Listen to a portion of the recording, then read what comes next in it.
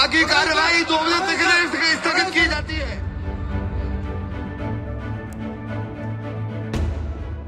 Parliament house पर smoke attack और सुरक्षा में सेंध की हाई लेवल जांच लगातार जारी है।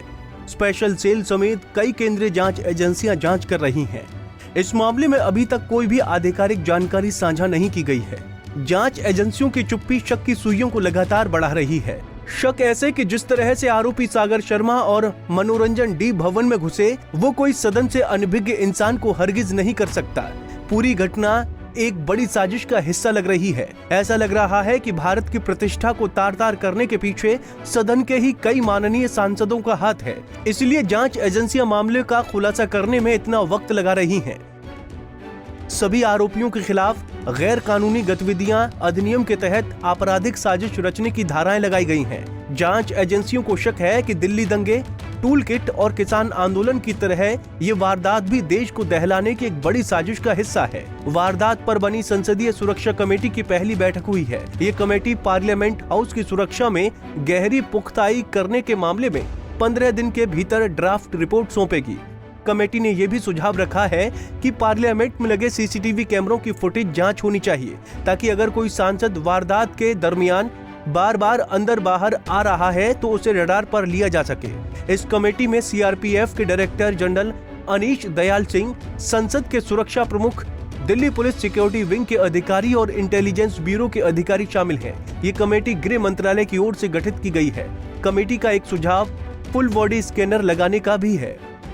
जांच एजेंसियां आरोपियों के ठिकाने से साक्ष्य इकट्ठा करने में अपनी पूरी तत्परता दिखा रही हैं।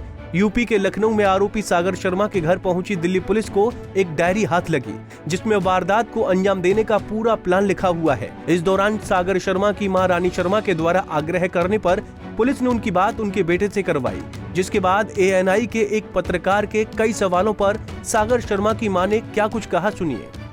कल दिल्ली पुलिस पूछताछ के लिए आपके पास आई, सागर से वीडियो कॉल पे बात करवाई। कितने देर बात हुई वीडियो कॉल पे और कैसा लगा आपको सागर से बात करके? सागर से तो बस 2 मिनट ही बात हुई है, और मगर उसको देख के अच्छा लगा हमें। उसके चेहरे पे कैसा भाव था? चेहरे पे वो जैसा था वैसे ही था। कोई ऐसा नहीं लग रहा था कि वो परेशान है। उसके चेहरे से क्या लग रहा था कि संसद भवन में जो वो जिस तरह से घुसा, उस घटनाक्रम को करके उसको कुछ पछतावा हो? नहीं, पछतावा तो कुछ नहीं दिख रहा था उससे। हमसे पूछ रहा था, मम्मी आप ठीक हो? हम ठीक हैं बिल्कुल, आप फिक्र मत करो, चिंता मत करो। और क्या बातें हुई? बस इतनी बात हुई जितनी बात कराई हुई। सागर जब वीडियो कॉल पे था तो क्या घर में से कुछ पुलिस चीजें भी लेकर गई है साथ में? नहीं, वो चीज तो वो पहले ही दे दिया था हमने पुलिस, और जो चीज छोटी मोटी कोई मिली है वही लेके गए हैं। जैसे वो है पहचान पत्र है और आधार है, ये सब।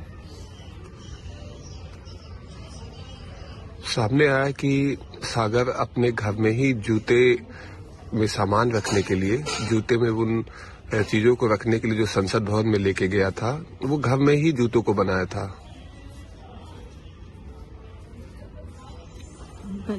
बनाया था मगर हमारे जानकारी में नहीं। क्या जिस ब्लेड से वो जूतों को काट कर अंदर सामान ले जाने के लिए जूतों पर मॉडिफाई किया था, क्या वो चीजें थी? क्या उसे पुलिस साथ ले गई? पुलिस हाँ ले गई। क्या था? जूते उते थे, वो ले गई थी। रानी शर्मा कह रही हैं कि हाँ, वो जूते उनके सामने ही मॉडिफाई किए गए, जिन जूतों में छुपाकर उनका बेटा सागर शर्मा संसद भवन के अंदर स्मोक क्रैकर लेकर गया।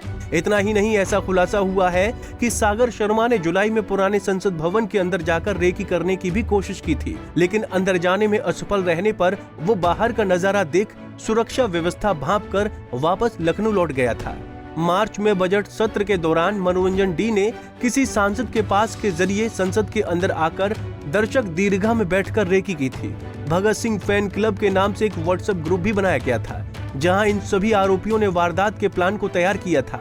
अभी ये ग्रुप डिलीट किया जा चुका है। पुलिस ने जब आरोपियों से शहीद आजम भगत सिंह के बारे में पूछा तो वो कुछ ज्यादा बता नहीं पाए, इसलिए माननीय सांसदों पर शक और भी गहरा रहा है।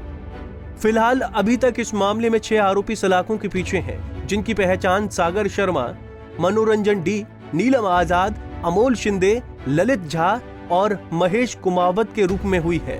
स्मोक अटैक और पार्लियामेंट हाउस की सुरक्षा में भारी चूक होने जैसे अधिक संवेदनशील मुद्दे की वजह से विपक्ष एकदम विफरा नजर आ रहा है, जिस वजह से लोकसभा, राज्यसभा दोनों सदनों की कार्यवाही बार बार स्थगित हो रही है। विपक्ष बार बार पूछ रहा है कि जब पासवर्ड देने से टीएमसी सांसद महुआ मोइत्रा की संसद सदस्यता रद्द की जा सकती है, तो पास देने वाले बीजेपी सांसद प्रताप सिम्हा की सांसद सदस्यता क्यों नहीं रद्द की जा रही। विपक्ष एक और मांग कर रहा है कि इस घटना पर केंद्रीय गृह मंत्री अमित शाह को जवाब देना चाहिए। Bureau report, Punjab Kesari TV. हमसे जुड़े रहने के लिए हमारे YouTube चैनल को सब्सक्राइब करें और नई वीडियो की नोटिफिकेशन के लिए बेल आइकॉन को दबाएं।